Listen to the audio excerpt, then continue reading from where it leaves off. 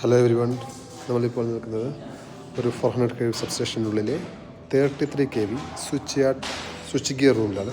Switch gear റൂമിലെ panels ഇറക്ഷനാണ് കാണുന്നത്. പാനൽസിന് ഇറക്റ്റ് ചെയ്തു, അതിൻ്റെ അസംബ്ലി നടന്നുകൊണ്ടിരിക്കുകയാണ്. അതേപോലെ തന്നെ നമുക്ക് കാണാം, ഇതെല്ലാം ഈ ഒരു പാനൽസിൻ്റെ സപ്പോർട്ടിന് വേണ്ടിയുള്ളതാണ്. ഇതിനുള്ളിലാണ് കേബിൾസ് വരുന്നത്. നമുക്കിതിനെ പറയാം കേബിൾ ട്രഞ്ച് എന്ന് പറയാം. ഇതിൻ്റെ എൻട്രി ഈ ഒരു ഭാഗത്താണ്. ഈ ഒരു ഭാഗത്ത് ഔട്ട് സൈഡിൽ നിന്നും ഈ ഒരു സെക്ഷനിലൂടെ ഉള്ളിലേക്ക് കേബിൾസ് വരുന്നു. അതിനുശേഷം കേബിൾസ് സ്പ്രെഡ് ചെയ്ത് ഏതെല്ലാം ചാനൽസിലൂടെ പോകേണ്ടത് ഈ ഒരു കൺട്രോൾ പാനലിലേക്ക് നമ്മൾ സ്ട്രിങ് ചെയ്യും. സോ നമുക്ക് കാണാം അവിടെ എല്ലാം ഹോൾസ്. ഈ ഒരു ഹോൾസ് എല്ലാം ഈ കൺട്രോൾ പാനലിലേക്കുള്ള കേബിൾസിൻ്റെ എൻട്രിയാണ്. അതേപോലെ തന്നെ ഇവിടെ വേറെ റൂമുണ്ട്. ഇതൊരു ബാറ്ററി റൂമാണ്. ബാറ്ററീസ് കാണും.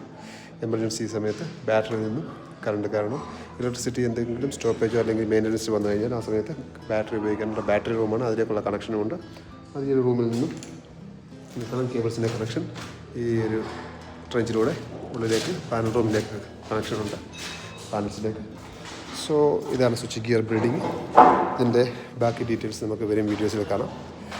ഇപ്പോൾ അതിൻ്റെ അസംബ്ലി നടന്നുകൊണ്ടിരിക്കുകയാണ്. So stay tuned. Thank you.